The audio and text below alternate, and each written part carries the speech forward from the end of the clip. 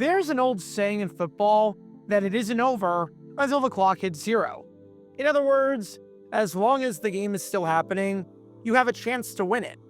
We've seen some crazy comebacks throughout the history of the NFL where one team looked dead in the water, only to somehow storm back and win the game and send shockwaves around the league and the country. From the Jacksonville Jaguars coming back from a 27-0 deficit against the Los Angeles Chargers in the 2022 wildcard round, to the St. Louis Cardinals erasing a 28-3 deficit against the Tampa Bay Buccaneers in 1987, to Super Bowl 51 between the New England Patriots and the Atlanta Falcons, there have been some iconic instances of a team having virtually no chance to win the game, only to come back against all odds and pull off the miracle win. However, while comebacks are possible, football is limited by the clock restrictions. The game cannot go on forever. Only 60 minutes of game time happen in regulation, and at the end of those 60 minutes, assuming the game is not tied, there is a winner and a loser. And when you talk about some of the greatest comebacks in NFL history to ever happen, there was still plenty of time left on the clock to technically mount something. Super Bowl 51, the Patriots got it to a 3-score game late in the fourth quarter, and it was a 1-score game midway through the fourth. The Jaguars come back against the Chargers, that was a 3-score game at the half and a 1-score game midway through the fourth. The Cardinals-Bucks game, St. Louis scored 2 quick touchdowns, and it was a 2-score game very early in the fourth quarter, with it being 28-24 with over 8 minutes to go. In other words, as impossible as a lot of these comebacks may seem, there were scenarios with the clock that were likely where you could pull this off. If everything went right and you didn't make mistakes, you could do it. It's not like we've seen a comeback where a team was down by 28 points with 2 minutes left, if you know what I mean. And with that, let's talk about this man right here, New York Jets quarterback Joe Namath. One of the skills that isn't talked about a lot for a head coach isn't just how to win, but rather how to lose, especially if it's a regular season game. You have to know when to wave the white flag. Losing a game sucks, but losing a game where one of your players gets hurt, that's even worse, because now that has lasting implications. If you have a guy with an injury history, it's probably not a good idea to leave him in a game that you're going to lose. If you are down by a crap ton of points, to the point where it's impossible to come back, and one of your star players gets hurt, you're going to face a ton of scrutiny and backlash, and rightfully so. And when it comes to Joe Namath, he is one of the greatest quarterbacks in the history of professional football. He's a 5-time All-Star who led his respective league in passing yards 3 times, became the first quarterback to ever throw for 4,000 yards in a single season, and somehow, as of this video, the only Jets quarterback to ever accomplish this feat, and he led the Jets to their first and only title in franchise history, when in 1968, he guided the Jets to an upset victory at Super Bowl III over the Baltimore Colts, earning MVP honors in the process. Namath is a legend and is a Hall of Famer for a reason. However, there are 2 other things with Joe Namath that feel worth mentioning. Number 1, the man was not a miracle worker. If you were down by, 28 points late in the fourth quarter of a game, he wasn't going to come back and win it. Nor would any other quarterback, because that's just not possible. And number 2, the man was ridiculously injured. He was the embodiment of the fish in SpongeBob who was born with glass bones and paper skin, and every morning woke up and broke his legs. He had a knee brace specifically designed for him because he got injured that often. He had the legs of an 80-year-old at a nursing home. As a member of the Jets, Namath had at least 4 operations done on his knees that we know of. In other words, Joe Namath put all of his skill points on charisma and the upper body, and none on his health when it came to the lower body. Never has there been a more injury-prone quarterback with the lower body in the history of the NFL than Joe Namath. So what happens when you combine those 2 elements? What happens when you combine a game that is an absolute blowout where the Jets have no chance at coming back with Joe Namath the talented but often injured quarterback that couldn't seem to stay healthy if his life depended on it. You get one of the most bizarre quarterback controversies you're ever going to see, when in 1975, the New York Jets decided to do something absolutely stupid with their franchise quarterback that half a century later deserves a deep dive today for just how dumb it was, especially because nothing about this made sense at first glance or in hindsight with the logic applied by head coach Charley Winner. Because this is the story behind the 1975 Jets, and what might just be, considering the circumstances, one of the dumbest quarterbacking decisions and controversies in franchise history. Make sure you hit that like button down below, subscribe, and turn on the notification bell so you don't miss a single video that we post on the channel. Because we post every single day on here about the weird and the wacky history of the NFL with stories like this one that you may not have heard of before. So if you like that sort of stuff, then this is definitely the place for you. Thanks in advance for liking and subscribing, and for helping us grow this community. And with that in mind, let's talk about the time that Broadway Joe should not have been starring in the matinee. Before I talk about the actual incident in question and just how stupid it was, we need some context to understand the game at hand and how the actual game was going. It's September 21st, 1975. It's week 1 of a brand new NFL season, and we head up to Buffalo for an AFC East battle between two New York teams, with the New York Jets squaring off against the Buffalo Bills. A lot of people had high expectations for the Jets entering the year, seeing as the Jets ended the 1974 season on a 6-game winning streak, and were playing some very good football toward the end of the year, even if it was a bit too little too late. Combine that with the Bills coming off of a playoff appearance in 1974 with a 9-5 record, making the playoffs under head coach Lou Saban for the first time since the merger and for the first time since 1966, and this was a highly anticipated game to kick off the new year, even being billed by the odds makers as a pick'em. Especially against a divisional opponent, you really wanted to start the year off on the right foot, since being 1-0 for 1 week is a heck of a lot better than being 0-1, although I think that goes without saying. However, as you might have been able to guess, on this day, the Jets got absolutely lambasted. If they were trying to pick up right where they left off after the 1974 season, where they won 6 games in a row, they failed quite miserably at that. Because when the final gun went off, it was the Buffalo Bills who emerged from this one victorious, taking it by a final score of 42-14. The Jets' run defense had no answers whatsoever for O.J. Simpson, as the future Hall of Fame running back picked up 173 yards on the ground and 2 touchdowns, averaging roughly 5.5 yards per carry. Combine that with some strong outings from Jim Braxton and Don Calhoun, and the Bills had a whopping 309 yards rushing. This was the most rushing yards that the Jets gave up in a game in franchise history, just to give you an idea of how bad this was. The Jets turned it over 5 times while forcing none themselves. And I don't know about you, but I don't know of too many teams in NFL history that can possibly win a game when losing the turnover battle by 5 and allowing 300 yards on the ground.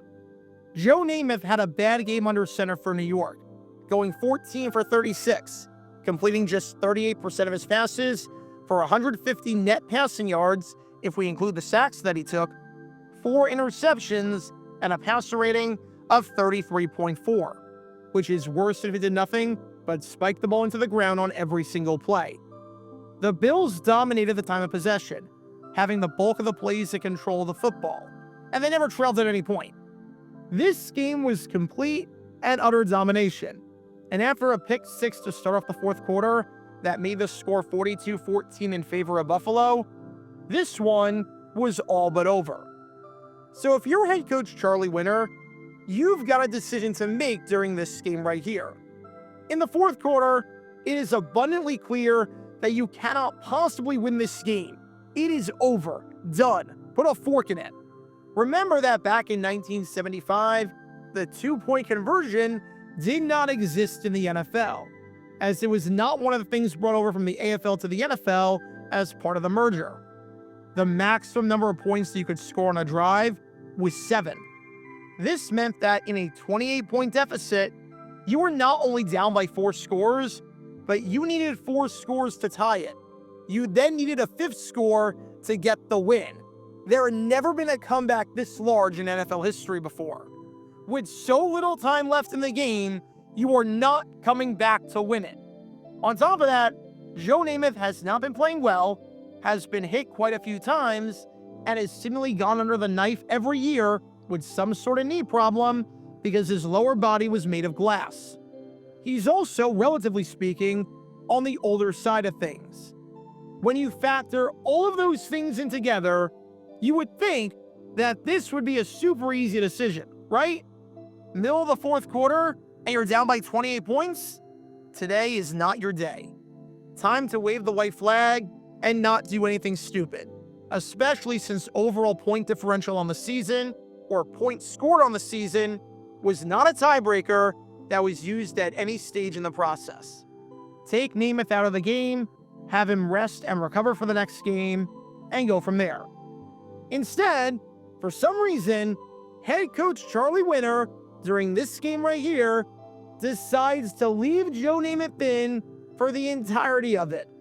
Namath was still taking a beating, throwing the ball, and risking injury late in the 4th quarter with the Jets down by 28 in a game that they had no chance whatsoever at winning when he might be the most injury-prone quarterback out there.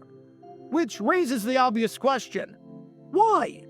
Why the heck would you keep Namath in the game in a situation like this when he's not playing well and when the game is over? Especially when it's just one regular season game at the very beginning of the year, and you still have the whole season in front of you.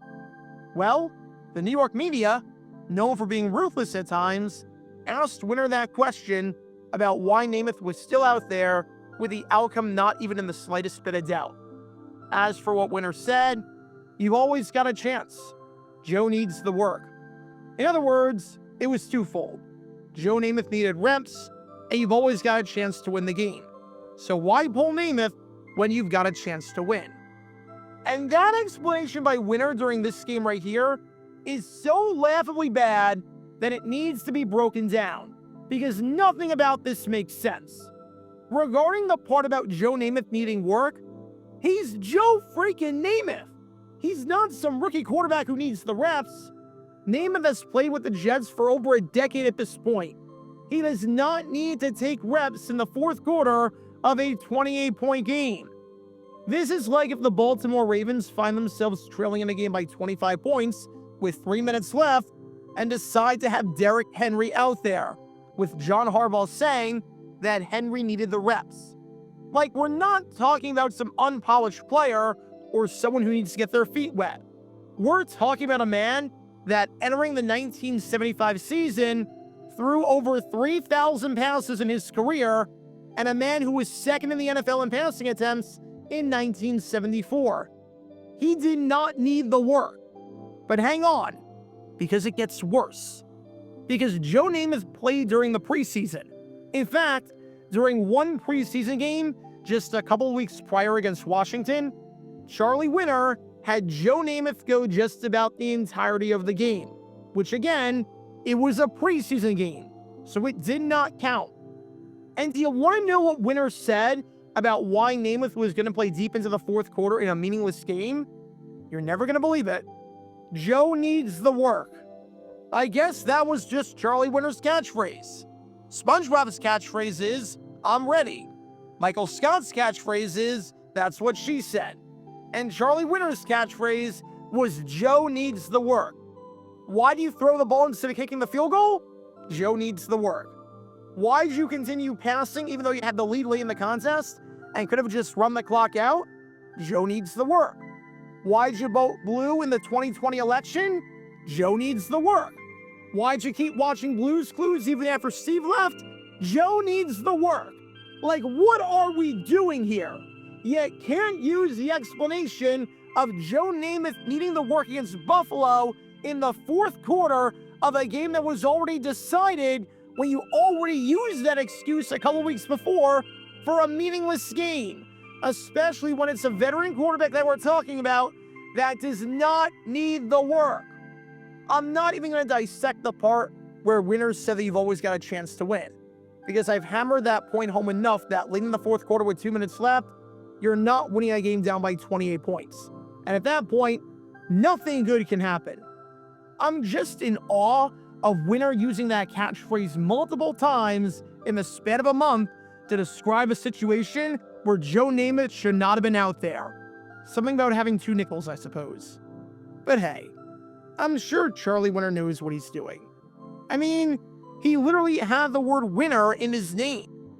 I'm sure he knew his players best, and I'm just overreacting to something, and that this turns out to be a complete non-issue. And I'm making a mountain out of a molehill here, and you've got to be kidding me. Oh, you've got to be kidding me. Oh, you've really got to be kidding me. Oh my God, what is it with the Jets quarterbacks getting injured during week 1 when fans have expectations for them?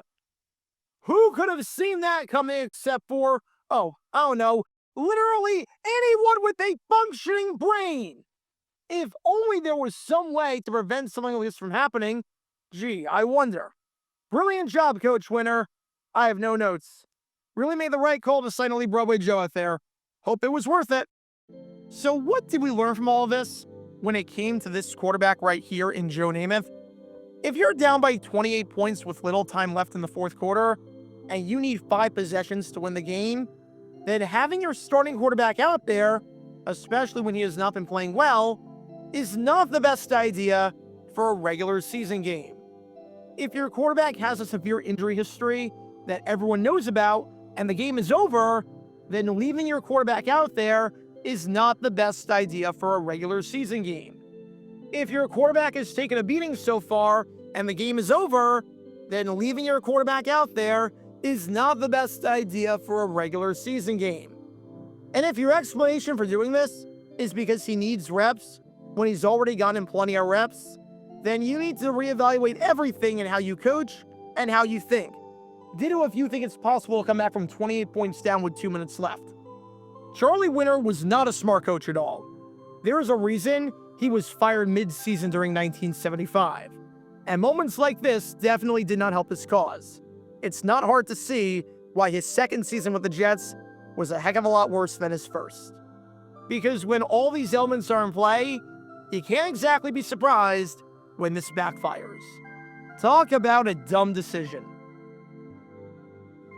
Check out our live streaming schedule for the next few days. We're live every single day on this channel, whether we're covering a sporting event or playing GeoGuessr or just taking your requests. So make sure you like and subscribe and turn on the notification bell so you don't miss a single time that we go live and so that you can join this community.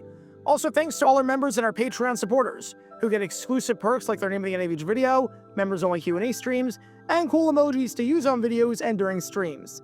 See how you can join this community and become a member or a Patreon member by clicking the link in the description below.